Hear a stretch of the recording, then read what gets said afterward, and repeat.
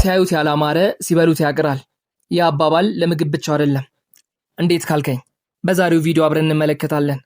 ግሎው አፕ ሲባል ብዙ ሰዎች ብዙ ወጪ የሚያስወጣና ለተወሰኑ ሰዎች ብቻ ቀላል የሆነ ነገር መስሎ ይታያቸዋል። ነገር ግን በዛሬው ቪዲዮ 5 ቀላል የግሎው አፕ መንገዶችን አብረን እናያለን።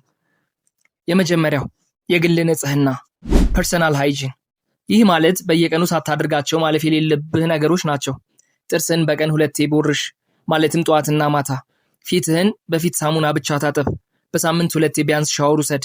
ፀጉርህን ከ3 ቀን በላይ በሳምንት ውስጥ አትታጠብ።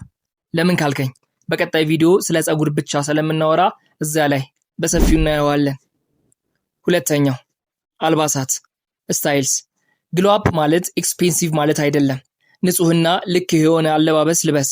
አንተነትን የሚገልጽና የምትሄድበትን ቦታና አዋዋል ግልጽና በራስ መተማመንን የሚጨምርልህን አለባበስ መርጠ መልበስ ማለት ነው። ሶስተኛው ስፖርት ስራ። ይህ ማለት በየቀኑ ጂም ገብተህ ለረጅም ሰዓት ስፖርት ስራ ወይም ትላልቅ ጡንቻዎች ይኑርህ ማለት አይደለም። በቀላሉ ማለትም ጂም መሄድ ሳይጠበቅብህ ቤት ሆነ ልታደርጋቸው የምትችላቸውን እንቅስቃሴዎችን ማድረግ ማለት ነው። ለምሳሌ ፑሽ አፕ፣ ራኒንግ እና ስትሬቺንግ። እነዚህ እንቅስቃሴዎች ቢያንስ በቀን ውስጥ ለ30 ደቂቃዎች አድርግ። አራተኛው እምነትና ማይንድ ሴት። ግሎው አፕ ከውስጥ ይጀምራል። ራስህን ከማክበርና ከመውደድ አዳዲስ ነገሮችን ተማር። በየቀኑ በትንሹም ቢሆን ወደ ፈጣሪ የሚያቀርብን አንድ ነገር አድርግ። የምታነበውን ነገር አስተሳሰብ ላይ ትልቅ ተጽዕኖ ስላለው የምታነባቸውን ነገሮች መርጠህና ለይተህ አንብብ። አምስተኛው በቂ እንቅልፍ መተኛት ወይም በቂ ረፍት ማድረግ።